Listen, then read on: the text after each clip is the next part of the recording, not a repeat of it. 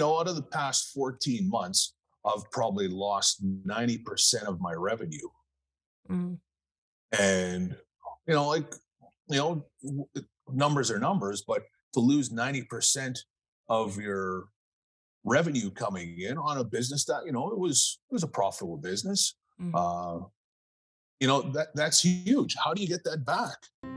Welcome to the Carla Rand Show, a weekly podcast designed to dig into the lives of everyday people. People who are making a positive impact, people who have risen above and overcome obstacles. Insights and stories from ordinary individuals who inspire us all towards the truly extraordinary. Here's your host. Okay, I have Bryon Gottfredson on the podcast today, and Bryon and I met through Power Fitness because Bryon was kind of, when we first started the men's classes, you came, and I remember, I think you sent me an email or something, and I'm like, who is this guy? So like, I'm checking this out, and I got you in with Jason, my husband, who was coaching, and then from there, of course, we had COVID happen and things got shut down. And anyways, through all that, you kind of kept going as much as we could with COVID.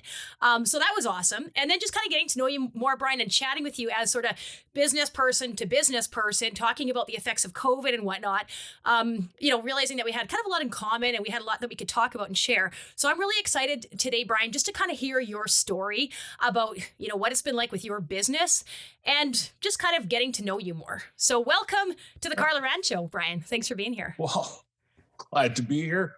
Hopefully, I can figure it out. It's the first time I've done the Zoom call, so yeah. Well, I think we're good. Yeah. Oh yeah. So why don't you kind of just take us back quick? We'll get into the business part. We'll get even into the, some of the fitness classes and stuff if you want to talk a little bit about that. But let's start with, where did you grow up, Bryon? And why do you have a business? And what is your business? I grew up in Winkler, Manitoba. Okay. Big Mennonite community. Ah. And my parents owned a hotel there and just kind of grew up in it. So I've always kind of stayed in that, worked in hotels, moved to Winnipeg, lived in Calgary for a bit, came up to Edmonton, and then ended up here where I took on the Moose Creek Hotel. Nice. In Edson. Yeah. And how long have you been here for? Been here almost 6 years now. Okay, cool. So yeah. And like when you reached out to me on with Power Fitness, you were just thinking what, like you just kind of wanted to like get active, get in shape, that kind of stuff? Yeah, I needed to get a little, I was coming up to where I was getting a little older and hockey was slowing down and I just wanted to get something where a little more active. Yeah. For what I'm doing. Yeah. Hockey's great, but then you get the injuries, and here it's a little less injury prone. Just get a more active lifestyle. So then I saw what was going on. I figured, well, okay, I need to get in shape and maybe give this a try and see what happens. And with you and Jason, because I think was that January 2020 is when we started. Probably something like that, because I think it was only a couple of months and then we got shut down with COVID. Yeah. Yes. Right. And, everybody, it started off slow with the classes and then all of a sudden classes got to be pretty decent size. And then COVID hit and then a bunch of people never came back. And it's like, oh, what are we going to do? And, you guys have been great because, okay, well, let's do co-ed classes. Let's do whatever it takes to get it going, and get going, and COVID shut it down again. And just for the last year and a bit, it's just been things start rolling good, and then COVID comes along and ends it. Yeah, and for those who are listening from other places, we are in Edson, Alberta, Canada. So that's where we're from. And so our experience with COVID is going to be from that location. Although I think throughout the world, everybody's experience with COVID is at least somewhat similar to some degree. But yes, we've had a lot of with businesses shutting down and then opening up a little bit, but only at part capacity, and then shutting down again completely. And you've really had that roller coaster too, Bryon, not only with just trying to attend our classes and trying to hit some goals for yourself and having to stop and start. And that's hard. And I actually had one of the men talk to me and they said, Carla, I don't think I can stop and start one more time. Like, I'm just so sick of this.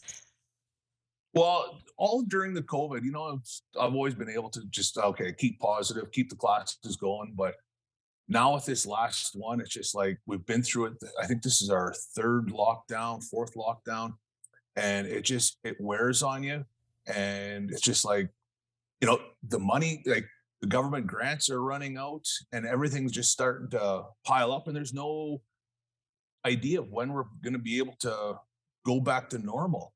Mhm. And you see in the UK where they've set a plan, they're starting to open things up. You see in the States where they're starting to open things up. And it's like Canada, we have no plan on when we're going to open up. So it's just very worrisome and disheartening to what's going to happen and where we're going to go It's and very when. yeah, it's very difficult to plan anything, right? Because every time you plan an event, you don't want to spend too much time planning because you think, well, it may not happen, right? Or, you get the classes going. I know for a while I had 6 a.m. classes right from Monday to Friday, right? And they were full classes. And then I had 9 a.m. classes and I had evening classes. And they were like, we were rocking it, right? And then all of a sudden, it shuts down. And then, so then you don't, like, don't have as many classes running. Like, you can't run classes for part of it. And then you try to, it's just very difficult. It puts everybody in a very difficult situation. And I don't want to be just like negative, negative, negative, but I also want us to kind of just talk about this and be like, this is what's going on. This is what's happening. So I know, like, from my perspective, it's been extremely difficult. I went online right before COVID hit. So thankfully I had my online program. So I wasn't hit as hard as what a lot of other gyms that are hit, right? And like, they have buildings, they have overhead, they have taxes, they have all this kind of stuff. That stuff doesn't just stop. Like, you don't just stop the mortgages, you don't just stop the taxes. That keeps coming off. And all of a sudden you aren't able to make any income. And I believe, like, from what I've heard anyways, a lot of the government grants and loans and stuff, they're just a band-aid, and they really aren't sufficient. And they're certainly not sustainable. They're not even a band-aid. Like, you get that loan for where you can borrow 60, and if you've got 2 years to pay it back, but you still got to pay back $40,000. Mhm. And it's if you're not if who knows how business is going to rebound when all this is over. But you're still taking on added debt, where this is not a time where you want to be taking on added debt. A lot of these businesses, they're flourishing. Like, this year should have been probably my best year on record because we had the pipelines going through. There's a lot of guys in town. They're all living in hotels. They're spending money. They're going out to eat. They're going out to drink. It should have been a good year for me, but I've been closed for the whole thing, Mm. or most of it. Yeah, tell us, how much have you been closed and how much have you been kind of at, like, limited capacity? I think out of the past 14 months, I've been closed pretty well full capacity for 9, and with restrictions for the other 5. Right. Yeah. So, you got to be closed by 10 o'clock. I've got more of a nightlife atmosphere. So, it's when you got to close at 10 o'clock, makes it difficult. Very difficult. Yeah. Yeah. It seems like, every business is going to be slightly different and has a slightly different clientele and different niche and all of that. But like, these lockdowns, these restrictions, they affect, like, they're just a blanket restriction. And I feel like it seems very unfair. Like, for example, with me, I'm running classes outside. I'm not even permitted to run classes outside, even with just a few people, like maybe 5 or 6 people. Yeah. Like, for a while they said you could have 10. Well, then it was like, well, no, you can only have 5. And then I think they recently said something like, no, you can't have any. Like, it's just very, it's very difficult. It makes it almost impossible to even try to run a business right now. Well, just the past little bit, they said, okay, we're going to shut down all indoor dining. Okay, great. We'll shut down, but you can have patios open. So everybody went out, dumped a pile of money into patios. I didn't dump a pile of money in because I didn't think it was going to be sustainable. But 3 weeks later, everything's closed. Now, no more patios. It's Mm. like, well, what about all these places that spent all this money thinking this is going to be their godsend? This is going to be the thing that's going to save them. And then they're all like, no, sorry, can't Yeah. have it. A lot of the restaurants, they bought fancy tents, they bought heaters. Some Oh, some of yeah. them even bought, like, yeah, they had these like really nice like overhead, with ceilings and everything, but still like outdoors. And yet, like, yeah, and like you said, they dumped all this money into it. And now I think, what was it? It was like insult to injury. I think it was only 2 or 3 weeks after that they got shut 3 down. So weeks. 3 weeks, you just get it set up and then it's gone, right? Like, and some of them, Well, they weren't even fully set up. I think they were still spending the money and still getting it set up. It wasn't even fully functioning yet. we didn't see a lot, but like I was down in Calgary where, like, on 17th Ave, they closed a lane of traffic off in either way. and allowed all the restaurants and bars to go right out onto the curbs for patios.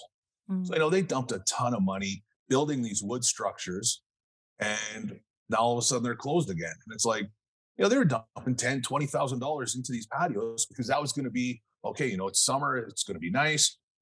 And they weren't able to use it. And out of the 3 weeks, it rained for two. The first week, it was awesome. It was great.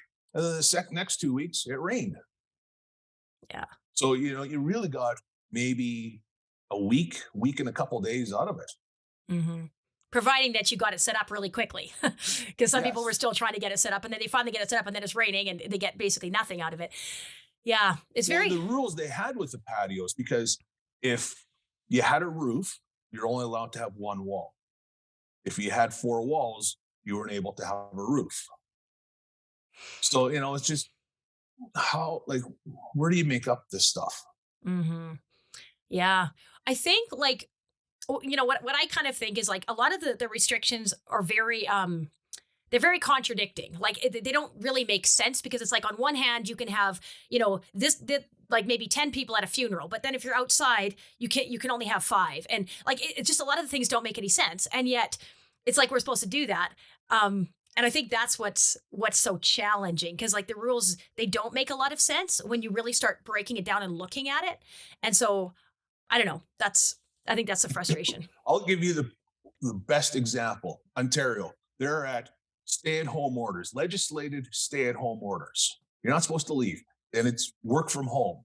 But the Ottawa Senators, and I know Montreal or hockey and all that, but the Leafs, NHL hockey, they're allowed to go play hockey. They're allowed to travel from province to province. I know they have a higher level of testing that they're doing and all that. But what puts all these teams above everybody else? All these other businesses, they got to shut down because they can't operate, but it's the big companies are getting away with it. Yeah, like it must be so frustrating. I'm thinking for some of these, smaller businesses that look at the grocery stores, like a lot of people are talking about places like Walmart and Costco and, some of these big box stores, and they're having, record sales. They're just crushing it because all their competition has been just destroyed. And so they're just like doing great. I even heard, and I don't know if you know this or not, I want to be careful that I don't say anything wrong, but I'd heard that they were getting some special grants and stuff because of, I think the increased sanitation, and I'm not even sure, but I'd heard something about that. I don't know if that's true or not, but Well, and I don't know, but I'm assuming they're still entitled to wage subsidy and all that. Um, so, if you're getting 75% of your wages covered, and I don't know 100%, but it's if they're collecting wage subsidy while making record sales, then there's an issue with that. mhm. So how has this affected you? Let's talk personally. Okay, like I want to hear you say kind of how it's affected you personally, Bryon. Like, because I know for me, my mental health never been worse. I'm kind of coming out of it now, but just had a really bad year in 2020, and it was never an issue for me before. So I'm just kind of wondering how is that affecting you personally, and then also how has it affected your business specifically too? Well, the mental health, it's always been a drain. Like, you can't really see family. A lot of my family's still in Manitoba, or I got family in Calgary. Mhm. Uh, you can't really go see anybody. Uh, last summer the borders were closed, the Manitoba borders. Um, so you can't do anything. I'm a single guy living in Edson, so there's really not a lot you can do. Mhm. Um, so that takes a wear. But I've been lucky, like with the power fitness, like Jason's classes. Uh, he's been keeping us going pretty good at it, working us pretty good, and even with his, because now he was doing the personal, the one on one, Mhm. and I was still being part of that. And without that, I don't know where I could have been, because at least it still gave, like, Jason and I, we have completely, let's be realistic, like, we've got different lifestyles. Mhm. Uh, but I can still go there and we can still make jokes and we can still laugh, uh, and have a good time for that couple hours a week, and it's awesome. And I that's one thing that I really do appreciate. Mhm. Yeah, and that's kind of why why I fought it so hard too, because I was like, I don't think the government understands the effect that physical exercise has on things like mental health. Like it's so closely tied. And if you have no outlet, you have nothing that you can do, and you can't go to the gym and you can't, work out with your friends even. Like the stuff that they're taking away is huge. Like it's drastic. Yes, but there's no thought process on how to get around it. It's just now we'll just implement this, and there's no rhyme or reason on how they're doing it. Like, how do you come up with golfing? Like in Ontario, you can't even golf. Well, I could sit on a golf course, play around a golf with someone, and never speak to them because I'm on the other side of the golf course. But for some reason, they think that's, and then the premier comes out and he goes, well, a lot of my buddies, they like to go for some pops after, and that's the problem. It's like, well, just because your friends like to go for pops doesn't mean everybody does. Hmm. So how can you eliminate? Yeah. It's almost like instead of just making like sort of a rule or a guideline, it's like they're going the step further. Well, we're going to do an extra guideline just in case. And it's like, Yeah. wow, like that's pretty crazy. And the fact that it's actually mandated, like I expected Alberta Health to come up with, here's a guideline for us, like here's what we suggest, maybe we recommend masks or we recommend this and that and make recommendations for the public, but to actually mandate all of this stuff, it just seems completely absurd to me, especially living in a province like Alberta, a part of Canada, the strong and the free. It just seems very, very contradicting into what our values and core beliefs are. And I'm not denying that COVID isn't real. COVID is absolutely real. I know people that are very Yes. sick from it. I know people that have died from it. I know that it's real. So by saying that that I don't agree with how intense and how, I guess, mandated these restrictions are, that doesn't mean that COVID doesn't exist. It just means we have to have a more reasonable plan for this, because there's going to be more pandemics. And what are we going to do next time a pandemic comes? Are we just all going to, make a little spot in our basement and like never move and sit in there with like, like what else can we do? Right. Oh, what's business going to do? Like, so many small businesses have already been eliminated out of this process. So once everything comes back to normal and everybody starts hiring and all the restrictions are eased, all these people are going to want jobs. Or where are they going to go get jobs? Because there's no small businesses that are hiring. Yeah. So how has this affected your business specifically? You talked about making the patio and then you have to take it down. And you said you didn't get really extravagant with the patio, so it wasn't as extreme as maybe for other people. But how else is it, like, if you want to throw out some numbers there or whatever, just so we can kind of get an idea of how it's impacted Well, you. out of the past 14 months, I've probably lost 90% of my revenue. Mm. And, like, numbers are numbers, but to lose 90% of your revenue coming in on a business that, it was a profitable business. Mm. Uh, that's huge. How do you get that back? And before, because, back in 2019, I had a flood in the basement. So I lost out everything down there. So, I finally was able to settle with insurance, and, I had spent a bunch of money. I spent over, I think it was about $130,000 in renovations to get everything back open and operational. Mm. And I did that during the COVID time. So boom, all restrictions get open. Okay, I open up my VLT room, brand new room. Well, that only lasted for a couple months, and then just shut it down again. It's like, the other bar, I did some renovations up there, and it's like, you get it open, you can't even really open it. Mm-hmm. Yeah. So, like, for, when someone loses that substantial amount of revenue, it's, and it's not just, one aspect, the burger joint that's down 30% in revenue, the barber shop that's down 40% in revenue, that's all tax dollars that's not going through. So we're all going to see it, because the government's still spending money, but they're going to have to recoup this tax revenue that's lost.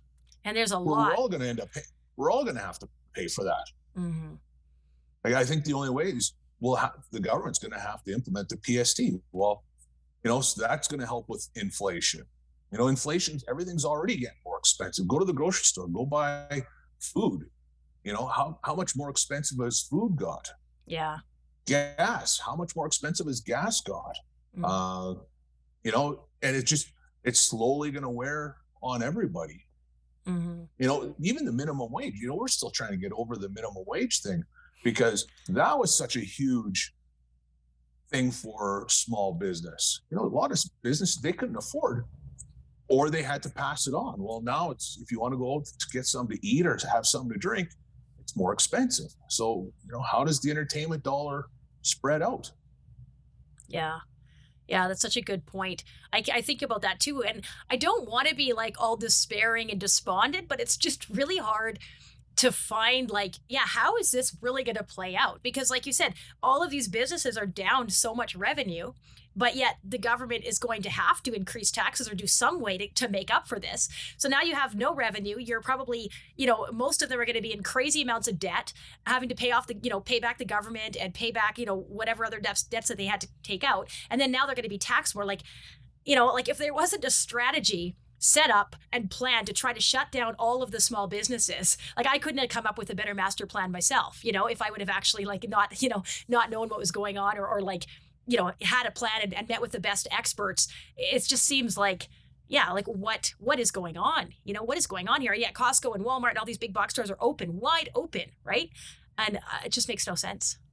Well, and you see, we've all seen the pictures of Costco and the malls at Christmas time, or the malls anytime, and they're packed. And I'm sitting there, it's like, just kick me when I'm down. Like, this is the biggest insult, where I just want to say, you know what, to hell with all of this. And I'm just going to open.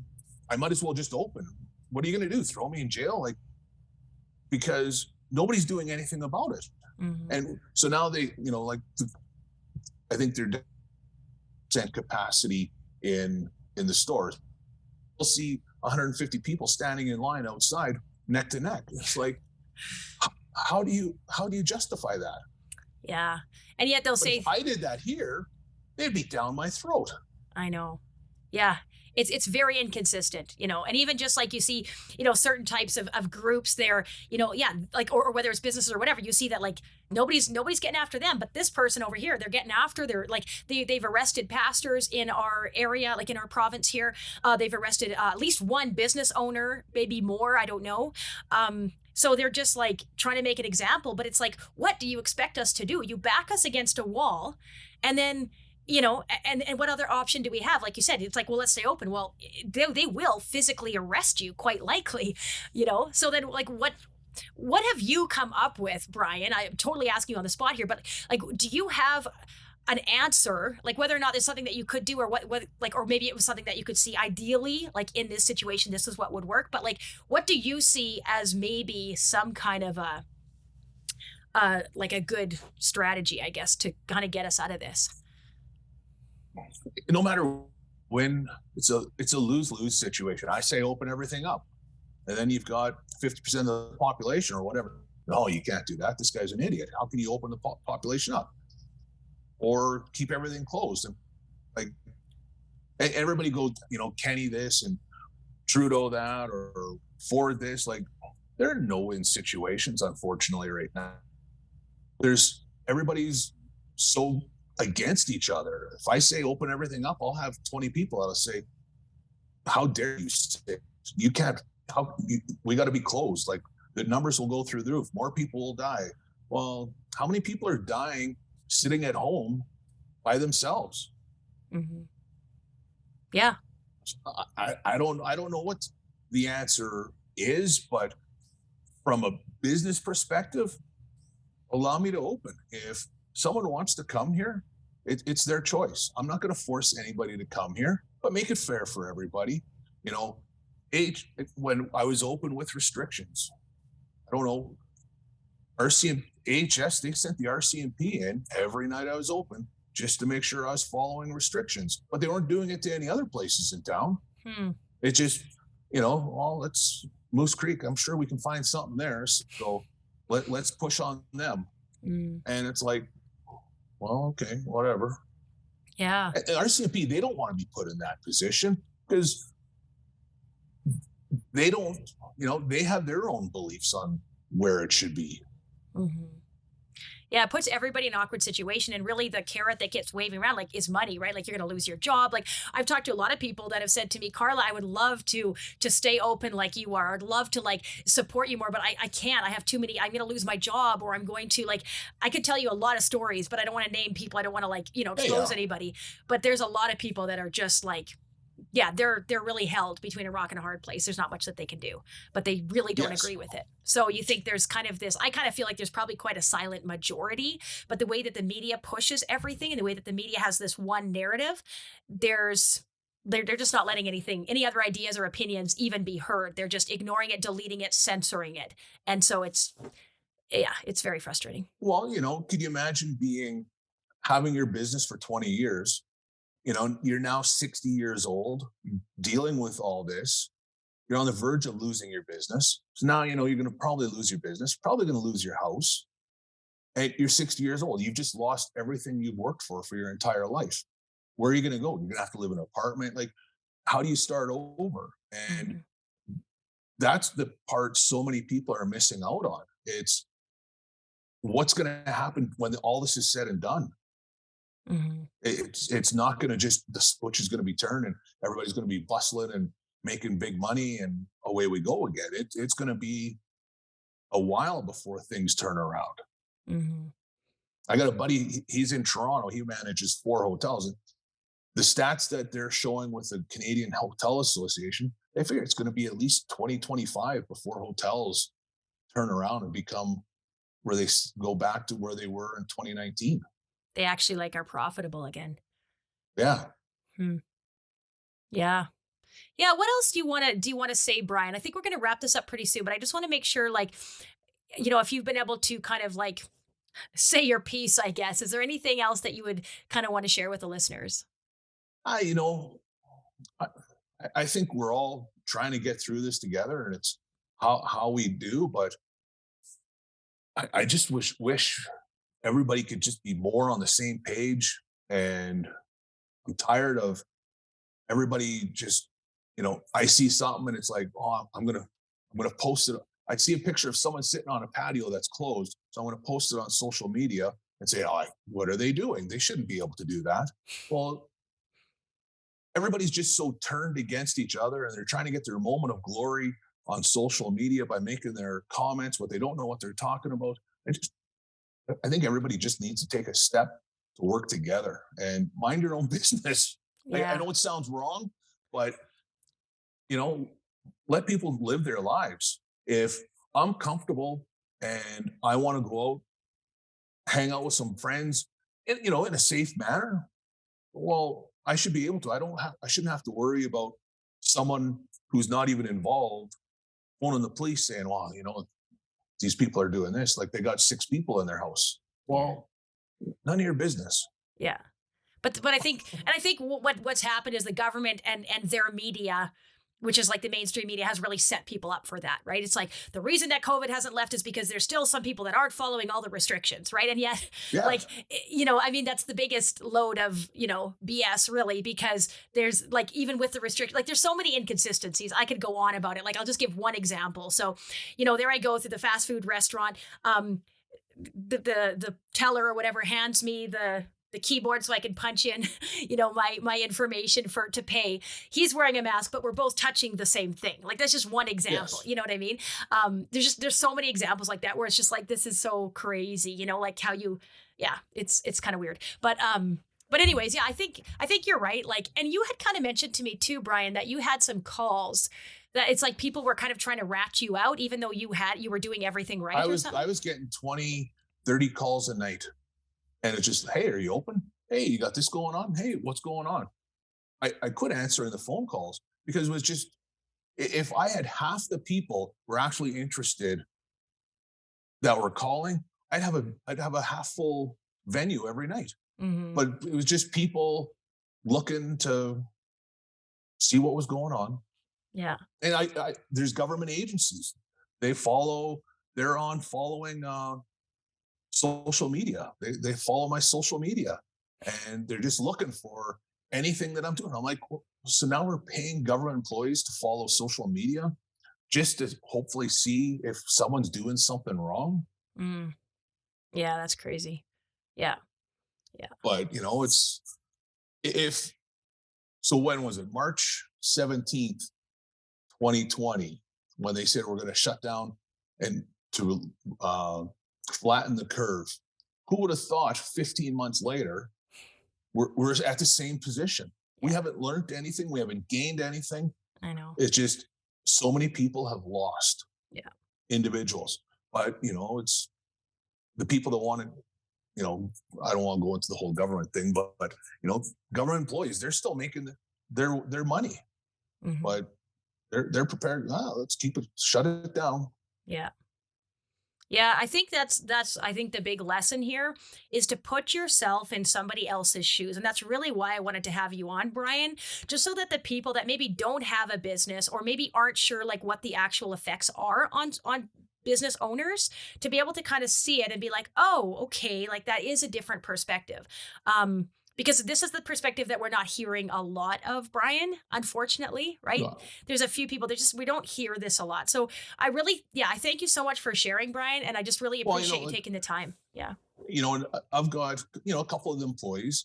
They work full-time day jobs. They work here at night just to supplement, help them get through. But they're single moms. Mm, Now they've just lost their part-time job where they were making good money for the past year. Well, those single moms, they're having a hard time getting through. Like mm, it's such a ripple down effect of who's being affected by it. yeah. The hospitality people that work in hospitality, they're not making a lot of money per se, but they're also not known to be saving a lot of money. And you know they've been out of work or part-time for how long, and the money's not the 2,000 a month, or now they collect unemployment or whatever it is. The money's just not really there to help them.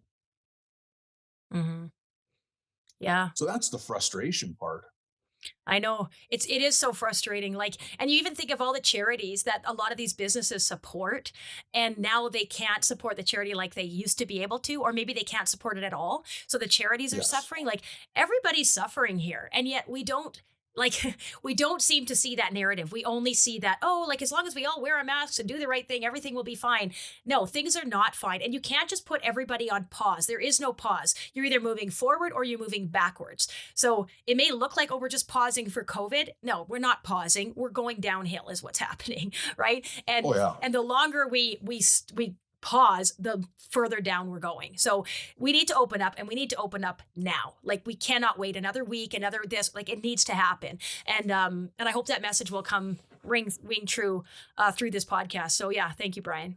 But they're only putting a plan together this week of when we're going to open, and it's Yeah. like, well, this should have been done a while ago. But they had a plan on when we were going to reopen, and then they changed it all. Yeah. When we started meeting those numbers, so I don't know. They keep changing it, and that's why I feel like I'd love to say, oh, but if we just hold on a little bit longer, we've been holding on, like you said, for 14 months. Like how much longer can we hold on? Like, and again, this isn't a pause. This is a moving backwards for most people. Some people, yes, they're benefiting greatly. Some people are managing because of, the type of their business, but a lot of business are going downhill fast. And every month there's more and more debt stacking up, right? Like this is what's Yes. going on. And so we can't just say, oh, let's just hold off. It's just, it's pretty awful. So anyways, thank you, Bryon. Really awesome talking to you. As always, I always love our conversations, and thanks for sharing. Pleasure. Thank you very much. You're welcome. This episode is brought to you by my company, Power Fitness Online.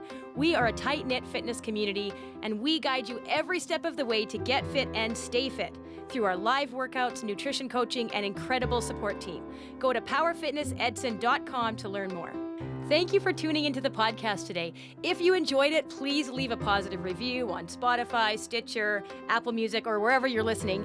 And if you're watching on Facebook or YouTube, I would love to see your comments. I would love to know what you think about this episode and interact with you. I love hearing from you. Once again, I'm Carla Rand, and this is The Carla Rand Show, and I can't wait to see you next week for our next episode.